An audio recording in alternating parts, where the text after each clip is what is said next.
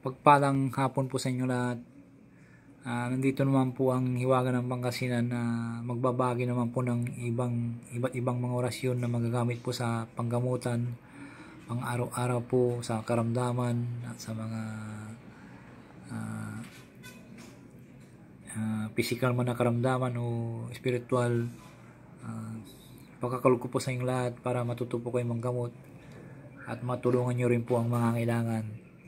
Sana po huwag po kayo makalimot pong tumutok sa Hiwaga ng Pangasinan na mag-subscribe, mag-like and share, at marami po ako ibabagi po dito na inyong malalaman po.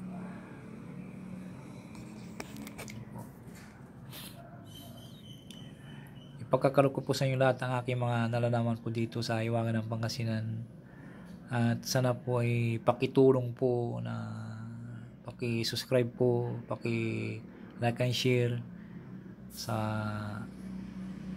para matulungan po ninyo rin po ako.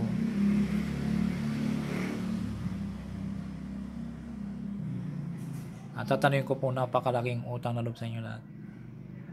Ang ibabagi ko po sa inyo ay yung orasyon pampaalis ng masamang espiritu sa katawan ng may sakit po.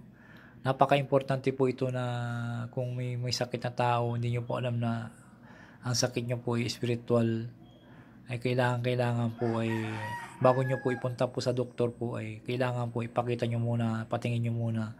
Unang-una po pag may nararamdaman po kayong kakaiba po na kasi marami ang kagawan po ng masamang espiritu, sumasakit ang tiyan, sumasakit ang ulo, hindi ka makalakad, akala nyo na ang punta nyo po ay doktor kaagad.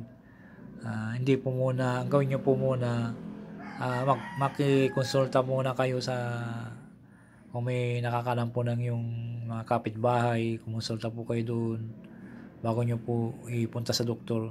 Kasi hindi sa pag-ano po, may ginamot na po ako na hindi po naniniwala sa mga albularyo po, kundi kasi may pira po sila.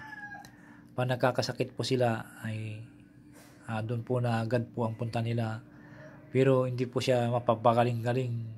Tapos kung iuwi sa bahay, babalik naman po yung karamdaman niya. At dapat po ay kung naniniwala po kayo sa mga albularyo, nakuan po ay unawin niyo po muna ang albularyo po bago niyo po isabak po sa ospital, para kung kailangan magamot ng albularyo po ay magagamot po. Kasi yung magkaiba po yung sa doktor po sa ospital, yung kaya ng albularyo po ay hindi po kaya ng doktor po.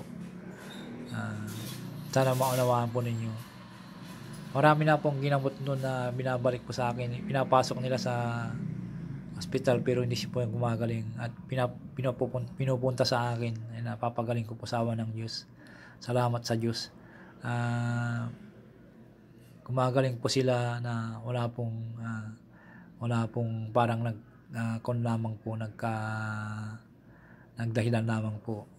Maraming salamat po sa Diyos na makapangyarihan sa lahat, sa pinagkaloob mong kapangyarihan po sa akin. At hindi ko po nagkukon po kung ako po nanggagamot po. Hindi ko po parang tinatas yung sarili ko po. Hindi po ako ganun. Pag nagagamot ko po yung pasyente po ay sa Diyos po ako nagpapasalamat. Hindi ko po kinukuha po kasi ang Diyos po ay ginawa po akong kasangkapan sa panggagamot po. Kaya Diyos lahat po ang aking kinakampihan po, na dinadalangin na humingi ng gabay sa Kanya.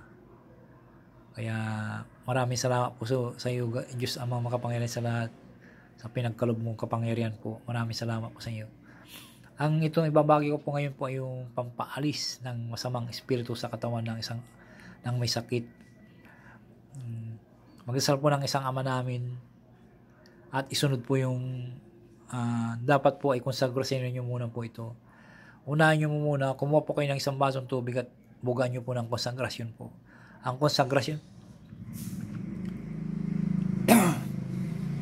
sorry po.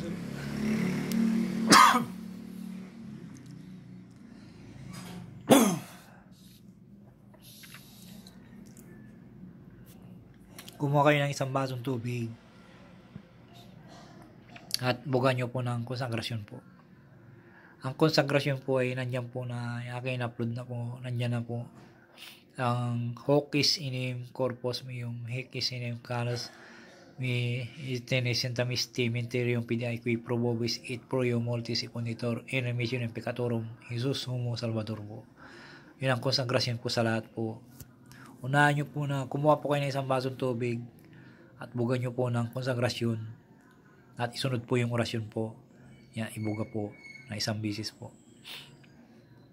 Ang konsagrasyon po, ulitin ko naman po, hoc is inem corpus meum hic is inem calyx sanguinis mei nobe aeterni testamenti mysterium pidi qui probobis et proio multis iponditor in remissionem peccatorum Jesus sumo Salvador. Tapos isunod po yung orasyon.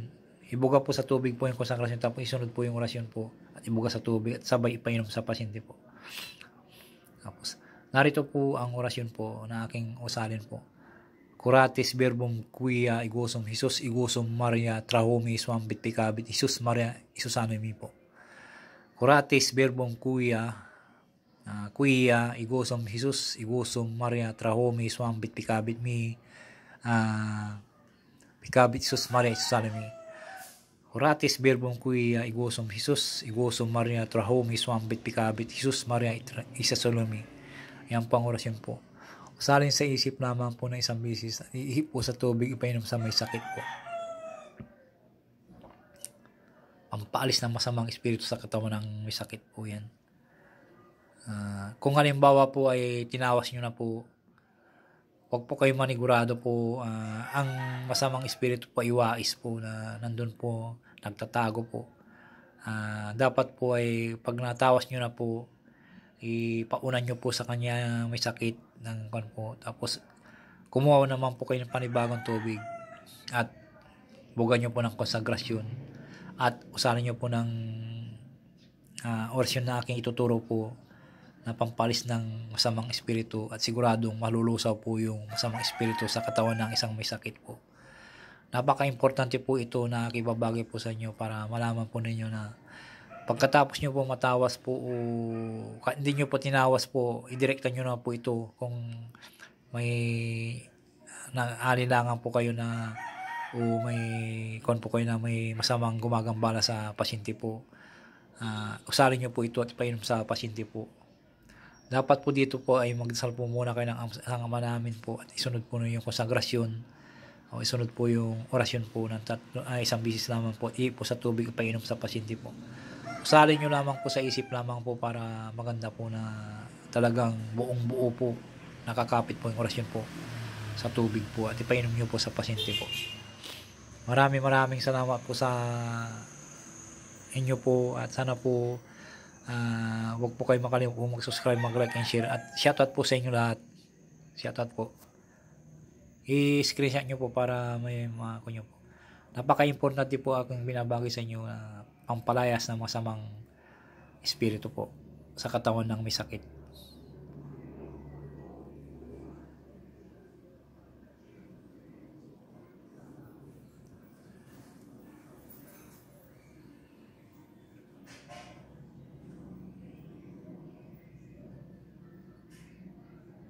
Maraming salamat po. Shoutout po sa inyo lahat ulit.